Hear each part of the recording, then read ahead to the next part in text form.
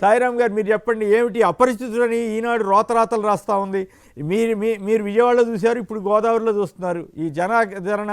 అలాగే చంద్రబాబు గారు, సుజనా చౌదరి గారు మీ ప్రాంతంలోనే ఉన్నాడు ఇప్పుడు పోటీ చేస్తా. ఏమిటి సుజనా చౌదరి గారిని చూసి చంద్రబాబు గారిని ఓటేయమని అడుగుతున్నాడా ఎట్లా?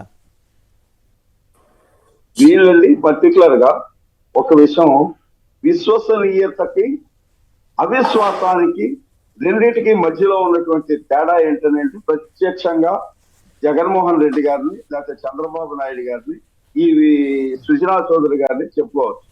విశ్వసనీయత అంటే చెప్పిన మాట చెప్పినట్టుగా ఆయన ఇచ్చిన హామీలు ఏదైతే ఉన్నాయో 99.5% హామీలు నెరవేర్చాను, మీ దగ్గరకి మీ ప్రయోజనం ఏదన్నా నా ద్వారా వచ్చింది అని అంటేనే నాకు ఓటేయండి అని చెప్పే పరిస్థితుల్లో జగన్మోహన్ రెడ్డి గారు ఉన్నారు.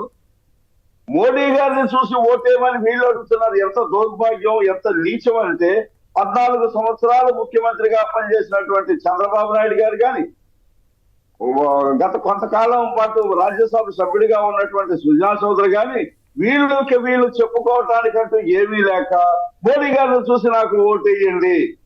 అసలు ఎంత నీచమైనటువంటి అసలు రాజకీయమే కాదు, ఇది రాజకీయ నాయకుడిగా పనికిరాదు. వీళ్ళు విజయవాడలో కొన్ని కోట్ల రూపాయలు, 100 కోట్ల రూపాయలు విజయవాడ వీధుల్లో గుమ్మరించేస్తే గెలిచేస్తామనేటువంటి ఒక ఆలోచనతో ఉన్నారు. వీళ్ళ ప్రచారం గనక ఇక్కడ చూస్తేనండి, ఇవాళే ఆసిఫ్ గారని విజయవాడ పశ్చిమ నియోజకవర్గానికి సంబంధించిన అభ్యర్థి, వైఎస్ఆర్సీపీ అభ్యర్థి, ఆయన నామినేషన్ కి ఇవాళ బయలుదేరుతున్నారు. ఇవాళ ఆయన నామినేషన్ ప్రక్రియ ఎట్లా ఉంటుందో, ఆ జనాలు ఎలా ఉన్నారో ఇప్పటికే చూడండి పంజాబ్ సెంటర్ లో. అది వీళ్ళు డబ్బులు గుమ్మరించేలా చేయాలని చెప్పేసే ప్రయత్నంలో వీళ్ళు ఉన్నారు. ఇప్పుడు దివాళా ప్రక్రియ వచ్చింది కదా సాయిరామ్ గారు, మరి ఇప్పుడు ఆయన దివాళా తీసినట్టు చెప్పమంటున్నారు కోర్టు వారు, ఎట్లా ఇది?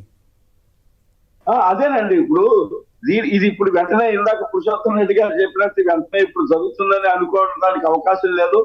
గతంలోనే సిబిఐ వాళ్ళు దీని మీద 5,000 కోట్ల రూపాయలు ఎంతో మోసం చేశాడు బ్యాంకులనేనని చెప్పేసి అన్నప్పుడే దాన్ని నోటీస్ ఇచ్చారు, ఆఫ్ చేసేసారు. అలాగే సీఎం రమేష్ కూడా ఆయన మీద రైడ్ చేశారు, తీసుకెళ్లారు. అవి కూడా అయిపోయినాయి ప్రస్తుతానికి. ఈ ఎలక్షన్ టైంలో మళ్ళీ బీజేపీ వాళ్ళ మెడకు చుట్టుకుంటుంది అని నేనైతే కాదు. ఇక్కడ ఒక పాయింట్ చెప్పండి సాయిరామ్ గారు, ఆంధ్రప్రదేశ్ సంబంధించినంత వరకు బీజేపీ పక్షాన్ని ఎవరు కనపడతారు? మోడీ గారు కనపడతారా? సుజనా చౌదరి గారు, దగ్గుబాటి పురంధరేశ్వరి గారు, సీఎం రమేష్ లాంటి వాళ్ళు కనపడతారా? అసలు బీజేపీ కనపడటానికి ఏముంది సార్? ఇక్కడ మోడీ కనపడాలన్నా ఇంకెవరన్నా కనపడాలన్నా 0.75 ఓటింగ్ శాతం కన్నా తక్కువ ఉన్నది వాళ్ళకి. ఆ ఓటింగ్ శాతం తక్కువ ఉన్నది. మోడీ గారు కనపడరు, సుజనా చౌదరి కనపడరు, దగ్గుబాటి పురంధరేశ్వరి కనపడదు. కాదు, వాళ్ళని చూడమంటున్నాడు కదా చంద్రబాబు గారు, వాళ్ళని చూడమంటున్నాడు కదా, అందుకని వాళ్ళని చూడమంటున్నారు. ఇప్పుడు ఈయనకి ఏంటంటే ఈయన మీద కేసులు ఉన్నాయి ప్రస్తుతానికి. ఈయన అంటి పెట్టుకొని మోడీ గారిని ప్రైజ్ చేయకపోతే, ఆయన ఆకాశానికి ఎత్తకపోతే, మన చిలకలూరుపేట మీటింగ్ దగ్గర చూశారు కదా చంద్రబాబు నాయుడు గారి వ్యవహారం ఎలా మాట్లాడారో. అనవసరంగా పని పట్టాల దేశీ నేత, ఈయన లేకపోతే అసలు ప్రపంచమే లేదు, ఈయన లేకపోతే భారతదేశమే లేదు, అసలు ఈయన మన కోసమే పుట్టాడు. ఏదో ఒక రకంగా ఈ మోడీ గారిని ఇదే మనిషి ఇదే నోటితో, ఈయనకి భార్య లేదు, కొడుకులు లేరు, కుటుంబం లేదు, నాకు భార్య ఉంది, కొడుకున్నాడు, మనవడు ఉన్నాడు అని చెప్పి ఈయన మాట్లాడాడు. ఈయన బావమరిది గారు బాలకృష్ణ గారు అయితే పచ్చి బూతు మాట్లాడాడు. అవును, ఈ మనుషులు మోడీ గారిని ప్రైజ్ చేయటం, ఆయన లేకపోతే జరగలేదంట, ఆయన చూసి మాకు ఓటేయండి అని అంటాం. 14 సంవత్సరాల పాటు ముఖ్యమంత్రిగా ఉన్నటువంటి వ్యక్తి నన్ను చూసి ఓటేయండి అని అడగలేని పరిస్థితిలో ఈయనున్నాడంటే ఇంతకన్నా నీచమైన రాజకీయం, ఇంతకన్నా దౌర్భాగ్యం, ఇంతకన్నా ఇది అసలు ఆంధ్రాలో కాదు ఇంకెక్కడ ఉండదేమో ఇటువంటి నాయకులు. మోడీని చూసి ఓటేయమంటున్నారు.